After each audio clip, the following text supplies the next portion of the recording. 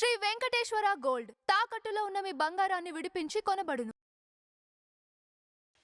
ప్రముఖ దర్శకుడు శ్రీ భారతీరాజా గారు ఇవాళ ఉదయం పరమపదించడం మాకు చాలా పెద్ద షాక్కు.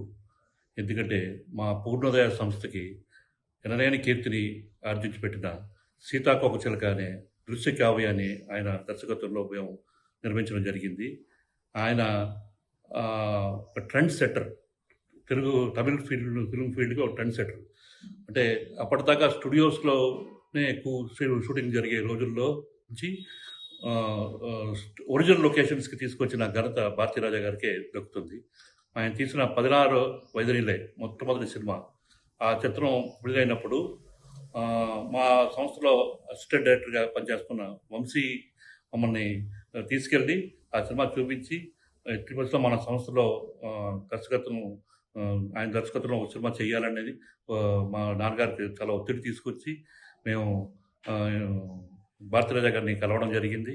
అలాగే ఆయనతోటి శంకరాభరణం తర్వాత అందరూ శంకరాభరణం ఎంత గొప్ప విజయం అయింది, దాని పెద్ద సక్సెస్ అయింది, దాని తర్వాత వచ్చే చిత్రం ఎలా ఉంటుంది అని అందరూ ఊహించే టైంలో నెక్స్ట్ సినిమా సీతాకోకచిలక చేయడం పెద్ద సాహసం అనిపించింది. ఆ రోజుల్లో అందరూ అన్నారు, ఏంటది అప్పుడేమో మ్యూజిక్తో చేసే, ఇప్పుడేమో లవ్ స్టోరీ అంటాం, కొత్త వాళ్ళు అంటారు ఏంటని.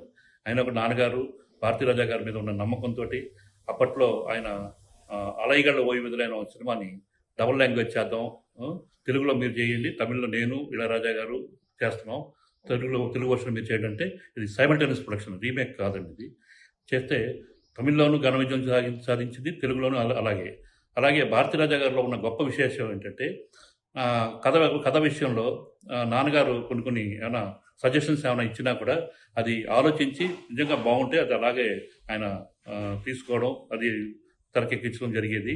ఉదాహరణకి ఆ చిత్ర క్లైమాక్స్ విషయంలో భారతీరాజా గారేమో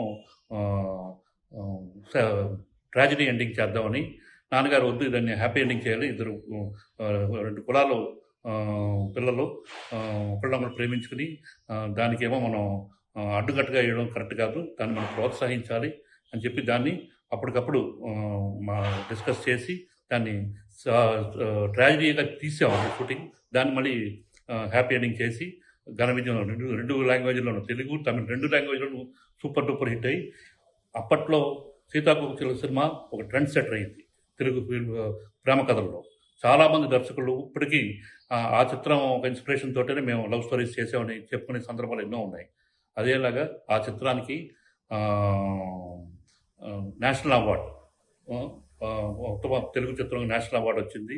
అలాగే ఆంధ్రప్రదేశ్ నంది అవార్డ్స్లో చాలా నందులు, అలాగే ఉత్తమ దర్శకుడిగా, అలాగే సితారా అవార్డ్స్, అలాగే ఇంకా ఎన్నో సంస్థలు అవార్డ్స్ వచ్చినాయి. అలాగే రష్యన్ భాషలోకి డబ్ చేయబడింది ఈ సినిమా సీతాకోకచిలక. అలాగే చాలా పెద్ద సెన్సేషన్. మా పూర్ణోదయ లిస్టు ఆఫ్ జెమ్స్లో సీతాకోకచిలక కూడా ఈక్వల్ ప్లేస్లో చోటు చేసుకుంది. అంతటి గొప్ప చిత్రాన్ని మాకు అందించిన భారతీరాజా గారు ఇవాళ లేకపోవడం చాలా ఇది. ఆయన పరమపదించడం ఆయనకి మనశ్శాంతి, వాళ్ళ కుటుంబంలో అందరూ ధైర్యం కలిగించాలని, అలాగే ఆయన ఆత్మకు శాంతి కలగాలని ఆ భగవంతుని కోరుకుంటున్నాను. ఈరోజు భారతీయ చలనచిత్ర చరిత్రలో ఒక నల్లటి రోజు. కారణం ప్రముఖ దర్శకుడు, దర్శక ధీరుడు భారతీరాజా మరణం చాలా దిగ్భ్రాంతిని గురి చేసింది. సౌత్ ఇండియన్ ఫిలిం ఇండస్ట్రీలో ఒక లెజెండ్. ఎంతోమంది హీరోల్ని, హీరోయిల్ని సినీ పరిశ్రమకి పరిచయం చేసి వారిని ఎంతో ఉన్నత స్థాయికి తీసుకొచ్చిన దర్శక దిగ్గజం. అటువంటి దర్శకుడు భారతీరాజా గారి మరణం నన్ను ఎంతో కలిచివేసింది. వారితో నా ప్రయాణం, నేను సౌత్ ఇండియన్ ఫిలిం ఛాంబర్లో సెక్రటరీగా కానీ ప్రెసిడెంట్గా కానీ ఉన్న దాదాపు 15 సంవత్సరాల కాలంలో ఆయనతో ఎన్నో మీటింగుల్లో, ఎన్నో డిస్ప్యూట్ మీటింగుల్లో అటెండ్ అయ్యి సానుకూలంగా ఆయన చెప్పే సలహాలు పాటించి, ఆయన మాట అంటే వేదంగా ఈయన ఇండస్ట్రీ అందరూ ఎన్నో సమస్యలను పరిష్కరించడానికి ఆయన ముందుకొచ్చిన దర్శక ధీరుడు. నిర్మాత, నటుడు. ఈ మధ్యకాలంలో ఎన్నో క్యారెక్టర్ వేషాలు వేసి అవార్డులు తీసుకున్న నట చక్రవర్తి. ఆయన గురించి ఎన్నెన్నో చెప్పచ్చు. ఆయన ఎంతోమంది హీరోయిన్ని పరిచయం చేశాడు, హీరోల్ని పరిచయం చేశాడు. ప్రస్తుతం ఉన్న హీరోయిన్లలో ఆర్ అక్షరంతో ఉన్న ప్రతి హీరోయిన్ ఆయన పరిచయం చేసిన వాళ్ళే. సపోజ్ రాధిక, రాధ, రేవతి, అలా కొన్ని పేర్లు ఉన్నాయి. అందరూ అలాగే కొంతమంది హీరోలు కానీ ఎంతో ముందు చూపుతో వాళ్ళని ఎంకరేజ్ చేసి వాళ్ళకి సినిమా పేరు మార్చి ఎంకరేజ్ చేసిన దర్శక ధీరుడు. ఈ మధ్యకాలంలో అంటే దాదాపు 2 సంవత్సరాల కిందట వారి కుమారుడు మనోజ్ అకాల మరణం చెందటం, కుటుంబంలో ఒక తీరని లోటు ఆయనకి ఎంతో ఆవేదన గురి చేసిన విషయం. ఒక్కగానొక్క కొడుకు. అతన్ని హీరోని చేద్దాం అనుకున్నారు, దర్శకుడిని చేద్దాం అనుకున్నారు, ఎన్నో కలలు కన్నారు భారతీరాజా గారు.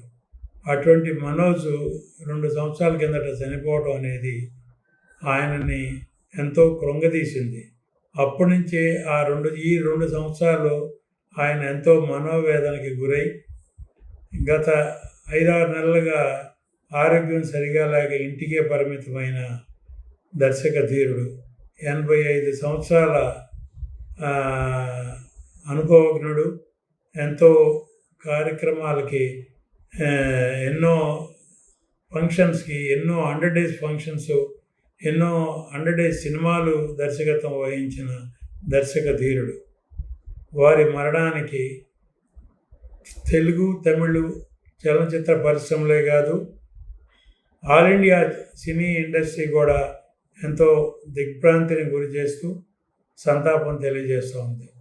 వారి ఆత్మకి శాంతి చేకూరాలన్న భగవంతుని కోరుకుంటూ, వారి కుటుంబ సభ్యులకి ధైర్యాన్ని ప్రసాదించాలని ఆ భగవంతుని మరొకసారి కోరుకుంటూ సెలవు.